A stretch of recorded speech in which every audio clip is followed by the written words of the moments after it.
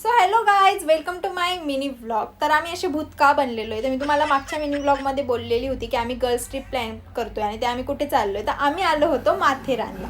तर आता हे जे मी एवढी स्टाईल मारत चाललेली बॅग घेऊन, तर ही रियालिटी नाही आहे. रियालिटी ही आहे गाईज, जैसा दिखता है वैसा होता अजिबात नाही आहे. सॉरी फॉर माय हिंदी. ह्या मॅडमची व्लॉगिंग बघा तुम्ही, काय दाखवण्याचा काय प्रयत्न चालू होता रेनकोटचा की कोणता माहीत नाही. पण गाईज तुम्ही फक्त माझे हाल बघा. अशी बॅग आणून मी खूप मोठी चूक केलेली होती, पण तरीही नेचरचा आनंद घेत इतकी मज्जा येत होती की सांगू नका.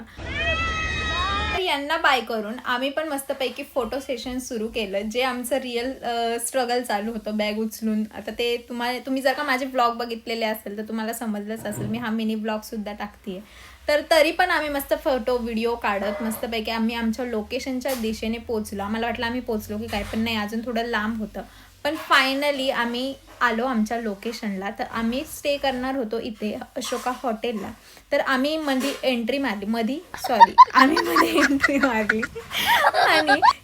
हॉटेलला चेक इन केलं. आणि त्याच्यानंतर आता आमचे सर्वांचे रॅम्प वॉक तुम्ही बघा.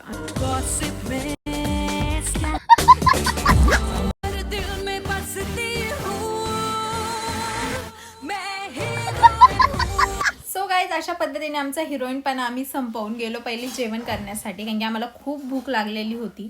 आणि जेवण पण यांचं खूप छान होतं. त्यानंतर आम्ही रेडी झालो आणि मस्तपैकी शूट केलं. आणि शूट करून आम्ही निघालो. आम्ही थोडं म्हटलं बाहेर थोडं जाऊया, फिरूया. सुंदर नारी कुठे हरवली आहे?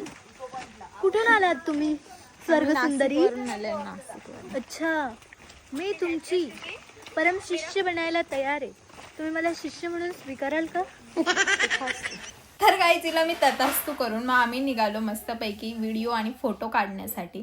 तर आम्ही मस्तपैकी शूट केलं, जे तुम्हाला माझ्या रील थ्रू कळेलच. आणि मग नंतर आम्ही जरा पेट पूजा करायला गेलो, कारण की थोडी भूक लागली होती. आणि असे पहाड आणि असं धुक्यांच्या ठिकाणी मॅगी खाणं तर खूप छान वाटतं.